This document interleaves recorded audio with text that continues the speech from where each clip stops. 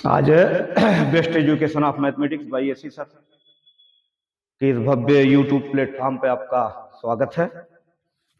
और आज हम एक रोमांटिक और दिलचस्प रसायन विज्ञान का जादू कह सकते हैं उसे, और आपके सामने लाए हैं रसायन यौगिक का जादू अर्थात अम्ल व क्षार पर सूचक का प्रभाव।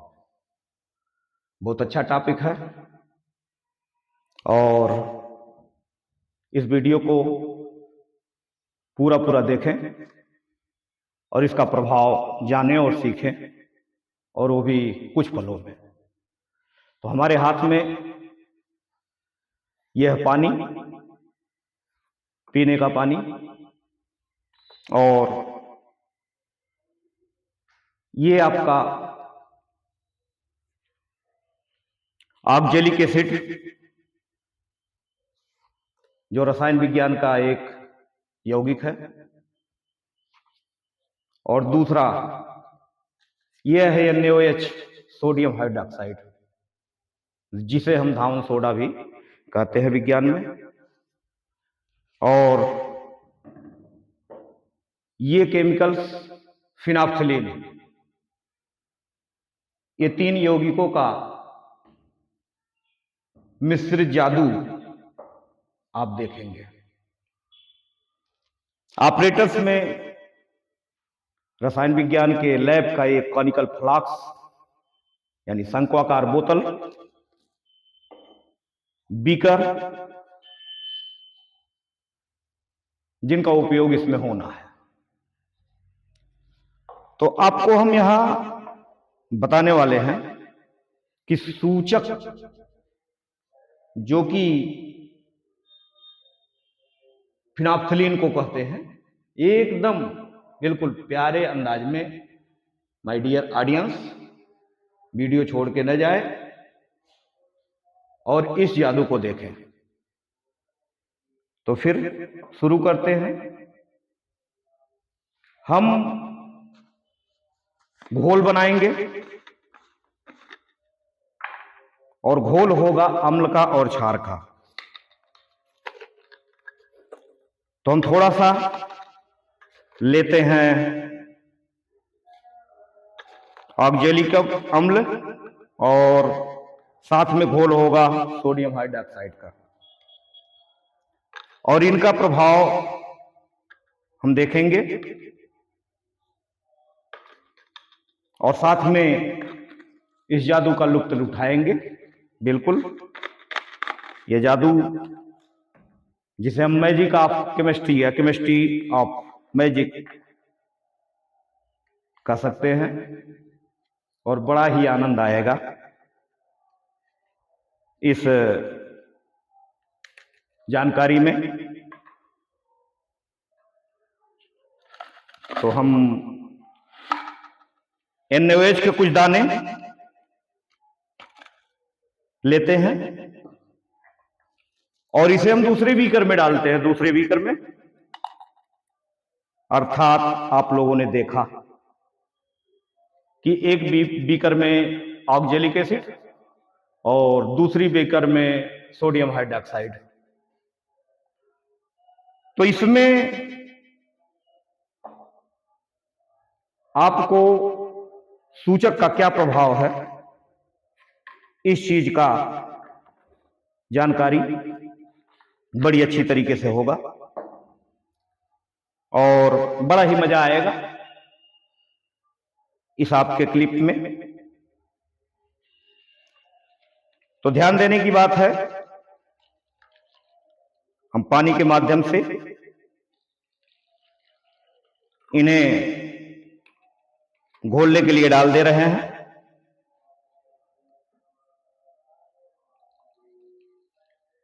और आपको बड़ी अच्छी तरीके से इस चीज का आभास होगा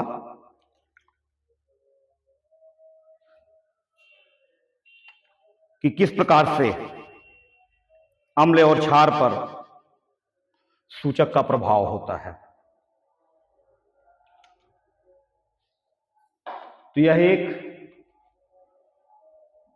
रसायन लेबोरेटरी का हिस्सा है और इसकी जानकारी अवश्य आप लेंगे।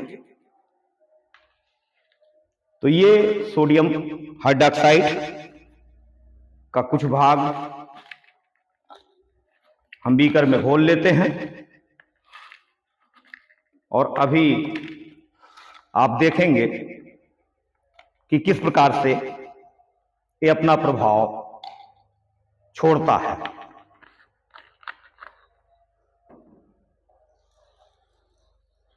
वीडियो आपको बहुत अच्छी लगेगी।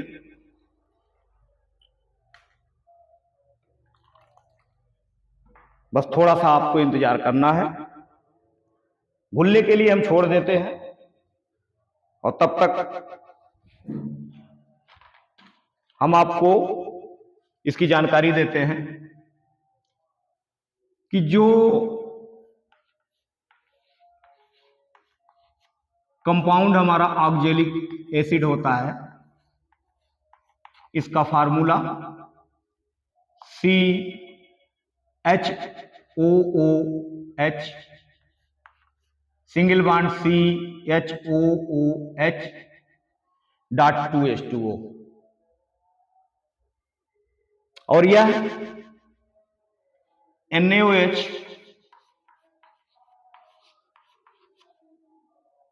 का साथ लेकर सोडियम ऑक्जिलेट बनाता है, अर्थात CHOONA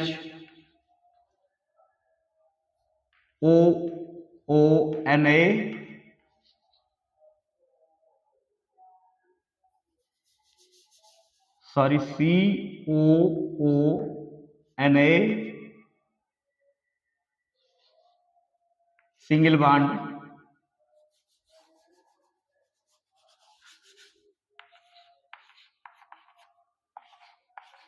okay, single bond COONA plus पानी की स्थिति जो बनती है यहां 2 और 2 ऑक्सीजन के साथ में पानी का संपर्क, यहां हमारा जल निकलता है और इसी समीकरण को हमें बैलेंस कर लेना है। तो एक्चुअली यहां 2 2 4 हाइड्रोजन, तो पानी का मॉलिक्यूल 2 सोडियम के साथ में 2 हाइड्रोजन 2 ऑक्सीजन 1 3, यहां से आपका 2 मॉलिक्यूल पानी होता है, तो 2 ऑक्सीजन है 2 ऑक्सीजन है 4 और हाइड्रोजन की मात्रा जो आप देख रहे हैं तो 2 दूनी 4 और हाइड्रोजन गैस निकल जाता है। तो आप रिएक्शन में देखें, हम अम्ल और क्षार दोनों बीकरों में घोल लिए हैं। आसानी से देखेंगे, बिल्कुल बहुत ही आनंद आएगा और इस वीडियो को देखें। और मैं आपको लैब का जो रसायन विज्ञान प्रयोगात्मक में है उसे आप तक पहुंचाएंगे। तो ध्यान दीजिए, अम्ल और क्षार पर सूचक का प्रभाव वास्तव में जो सूचक है वो फिनाफ्थलीन है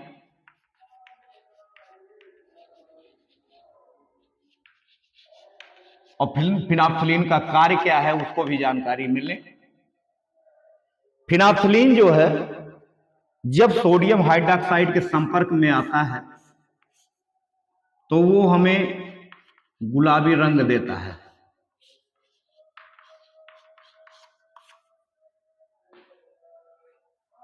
अगर हमारा सोडियम हाइड्रॉक्साइड प्रबल पड़ता है तो गुलाबी रंग दिखाई देता है और अगर अम्ल प्रबल पड़ता है तो वो रंग विलुप्त हो जाता है, और ये सूचक का प्रभाव है। तो इस मैजिक को स्वयं देखेंगे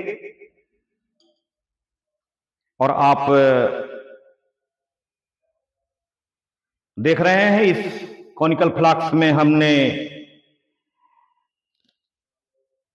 ऑक्जेलिक अम्ल का सॉल्यूशन लिया और इसमें हम फिनाप्थलीन की कुछ बूंदें इस फ्लास्क में ले लिया, जैसा कि आप देख रहे हैं। और मैंने अभी अभी बताया है कि NaOH के संपर्क में इसमें डाला गया सूचक जब आता है तो वो गुलाबी रंग छोड़ता है, और अगर हमारा अम्ल फिर मजबूत होता है तो उसे गायब करता है। तो जैसा कि इस रसायन विज्ञान में ये जो हमारा प्रैक्टिकल है फिजिकल केमिस्ट्री के अंतर्गत में, फिजिकल केमिस्ट्री अर्थात भौतिक रसायन, जहां से हमें नॉर्मलता, मोललता, मोलरता इत्यादि चीजों की जानकारी प्राप्त होती है। तो विलयन नाम के चैप्टर से इसका प्रयोग सिलेबस में है, और इसमें हम क्या देखते हैं कि जब अम्ल और क्षार सूचक के संपर्क में आते हैं तो उनका क्या प्रभाव होता है। इस प्रभाव को दिखाने के लिए हम ये वीडियो क्लिप तैयार कर रहे हैं। अब इस बाएं हाथ में जो कोनिकल फ्लास्क है, इसमें ऑक्जेलिक अम्ल का घोल और इंडिकेटर फिनाप्थलीन मिला हुआ है, और जैसे ही इस बीकर का सोडियम हाइड्रोक्साइड का सॉल्यूशन हम इसमें डालते हैं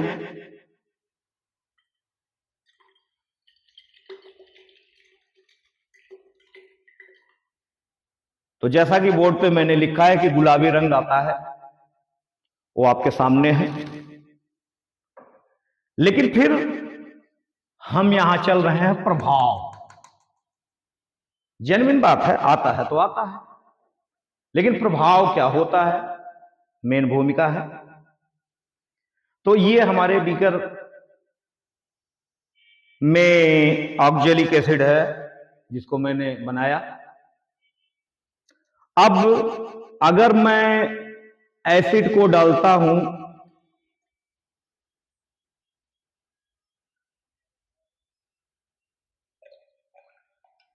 तो ये गुलाबी रंग पुनः गायब हो जाता है।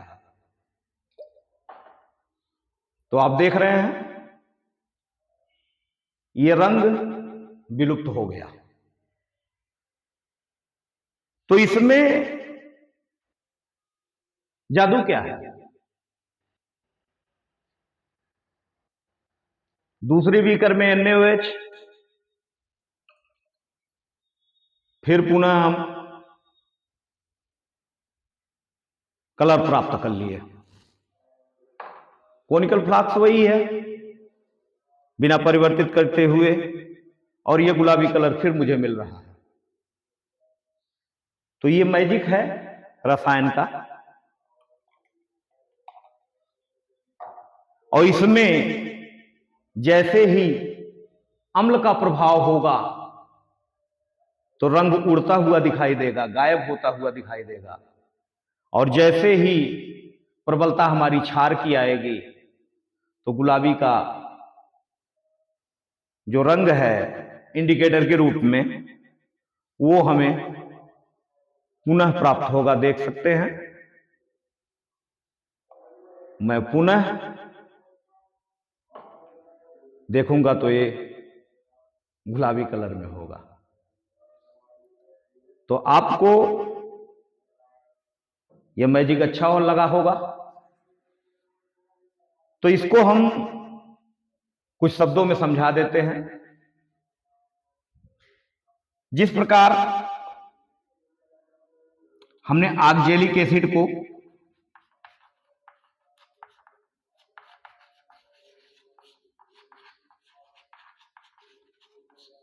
जल के साथ सॉल्यूशन बनाया, इनका विलयन बनाया, और सोडियम हाइड्रोक्साइड को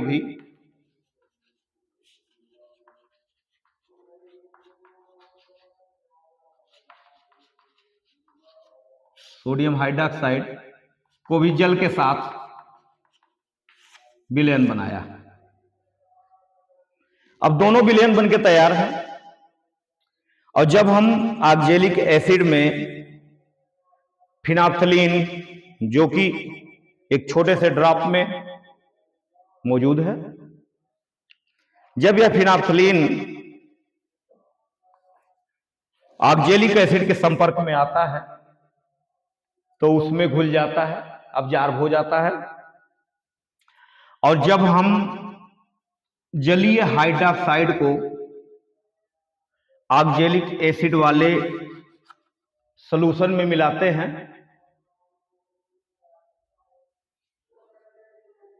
तो गुलाबी रंग तुरंत नहीं जाता है। सोडियम हाइड्रोक्साइड जब प्रभावी रूप से प्रबल हो जाएगा तो उसी प्रबलता वाले बिंदु पर गुलाबी रंग का आ जाना निश्चित होता है, जो कि आप देख रहे हैं। लेकिन हम यहां प्रयोग में फिर पुनः ऑक्जेलिक एसिड की मात्रा को अगर हम बढ़ाते हैं तो जब ऑक्जेलिक एसिड फिर पुनः मजबूत पड़ता है, प्रबल पड़ता है, तो हम यह देखने को पाते हैं कि वह रंग को फिर विलुप्त कर देता है।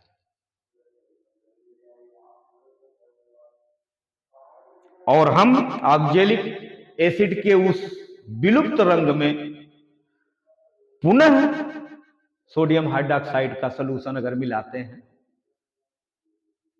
तो रंग हमारा फिर से वापस आ जाता है, जैसा कि आप देख रहे हैं। तो यह एक छोटा सा प्रयोग कह सकते हैं। ये वास्तव में केमिस्ट्री के उस भाग में रखा गया है, फिजिकल केमिस्ट्री को लेकर के, जहां हमको अनुमापन का प्रयोग करना पड़ता है। तो सिलेबस में फाइल भी तैयार कराने के लिए इसकी आवश्यकता पड़ती है। और आज हम इस रसायन यौगिक का जादू अर्थात अम्ल और क्षार पर सूचक का प्रभाव, जो हमारा मुख्य बिंदु था, उसे हमने आपको दिखाया, अवगत कराया। और आगे इसी पे आधारित प्रयोग सोडियम कार्बोनेट को लेकर, फेरस अमोनियम सल्फेट को लेकर और खुद ऑक्जेलिक एसिड को लेकर, 3 प्रकार के यहां अनुमापन में प्रयोग है। जैसे कि क्वेश्चन में प्रयोगात्मक के दृष्टिकोण में रखा जाता है कि हम क्वेश्चन को एक बार रिपीट कर रहे हैं, दे रहे हैं कि N/10 सांद्रता वाले ऑक्जेलिक अम्ल का मानक विलयन बनाकर दिए हुए अज्ञात ऑक्जेलिक अम्ल की सांद्रता ग्राम प्रति लीटर ज्ञात कीजिए। तो उस तथ्य पे हम इसी प्रयोग का जानकारी लेते हैं। तो N/10 सांद्रता वाले ऑक्जेलिक अम्ल अर्थात मानक विलयन की बात जब आ जाती है तो मानक विलयन को बनाने के लिए तुल्यांकी भार का उपयोग होता है और फार्मूला NeV अपान 1000 ग्राम प्रति लीटर। ग्राम प्रति लीटर सांद्रता के लिए NeV अपान 1000। तो यहां पर अगर ऑक्जेलिक एसिड को देखते हैं COOH का होल ट्वाइस डॉट 2H2O, तो कार्बन की मात्रा 2 गुणे 12, ऑक्सीजन की मात्रा 4 गुणे 16, हाइड्रोजन की मात्रा 2 गुणे 1 और प्लस हाइड्रोजन पानी का जो उसमें मालिक्यूल लगा हुआ है 2 मालिक्यूल, तो 2 के गुणक में पानी हाइड्रोजन का 2 और ऑक्सीजन का 16, वो 18 होता है, जानते हैं। तो 12 के दूना में 24, जबकि वहीं 16 के चौका में 64 और 2 के इकन्ने में 2 और प्लस 18 दूना 36, 64 और 24 मिलकर के आपको 88 होगा, 88 2 90 होगा और 90 में 36 126 जाएगा। अब यहां पर इसकी जो क्षारकता है, चूंकि ट्वाइस है तो क्षारकता से हम दे देते हैं भाग, और एक्चुअली हमको जो 63 प्राप्त हो रहा है यही हमारा तुल्यांकी भार है, जिसे हम इक्विवेलेंट वेट कहते हैं, जो कैपिटल E से प्रदर्शन होता है। तो मैंने क्वेश्चन में N/10 कहा था, तो N/10 अर्थात N = 1/10। V हमेशा मानक विलयन की जब बात आ जाती है तो 250 ml लिया जाता है। 250 ml आसुत जल लेते हैं, जो V का काम करता है 250 ml,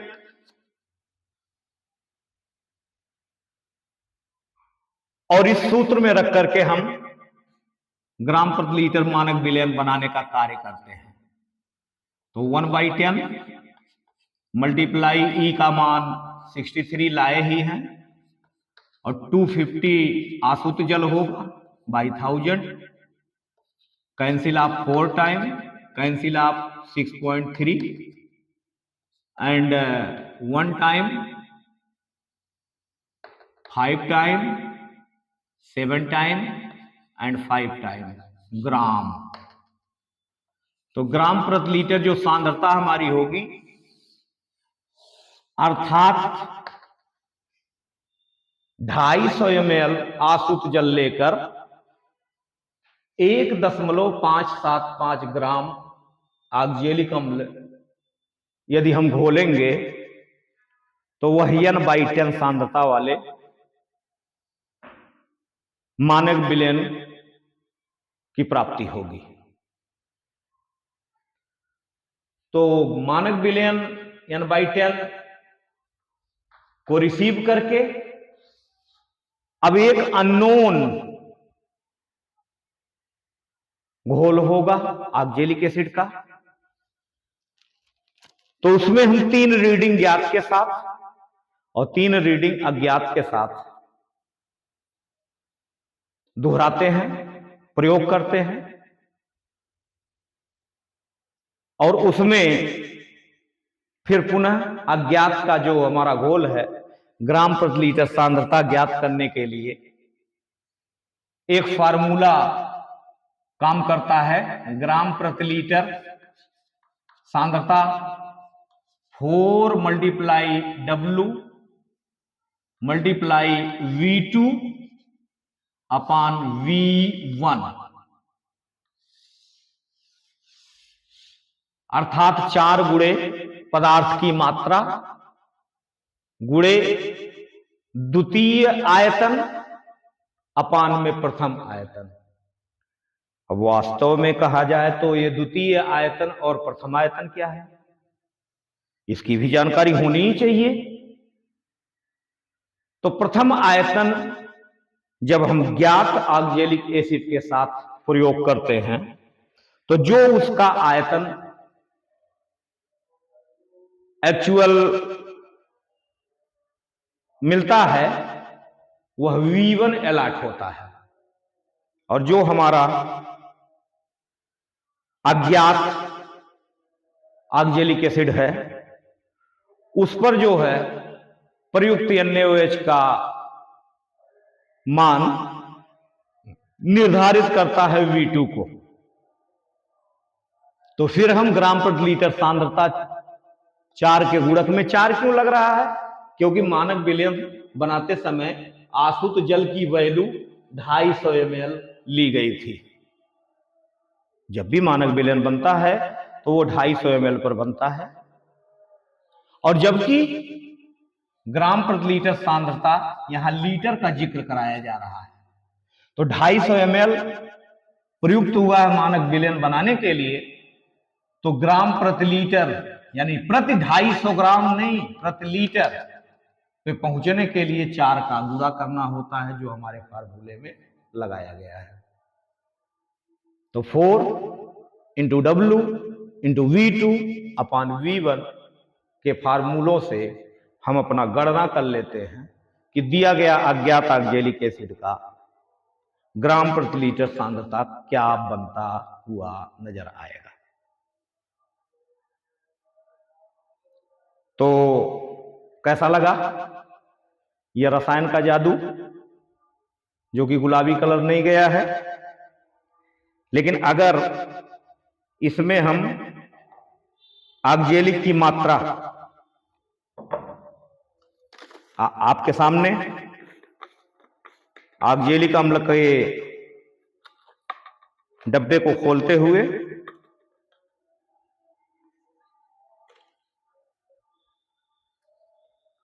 और यौगिक को लेते हुए पुनः इस गुलाबी घोल में ऑक्जेलिक एसिड यदि डाल दें तो निश्चित रूप से हमारा विज्ञान कहता है कि गुलाबी रंग समाप्त हो जाएगा। ध्यान से देखते रहें, हमारे हाथों में है।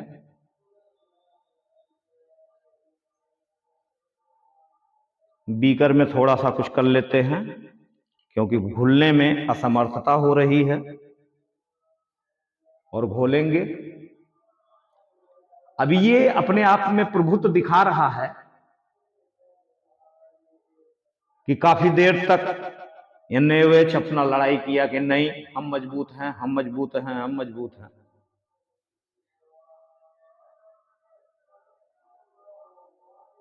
तब तक वो गुलाबी रंग जमा रहा, टिका रहा। लेकिन जैसे ही घुला तो कलर को इसने छिपा दिया। लेकिन दूसरे डब्बे से हम NaOH का कुछ आंशिक टुकड़े इसी कॉनिकल फ्लास्क में फिर देते हैं, तो देखिए जादू। जैसे ही प्रबलता आएगा NaOH का, तो धीरे धीरे धीरे धीरे धीरे धीरे धीरे धीरे स्थिति क्या बनती नजर आएगी कि गुलाबी कलर का रिप्लेसमेंट फिर होने लगा है, और जैसे जैसे जैसे जैसे जैसे जैसे वो घुलता जाएगा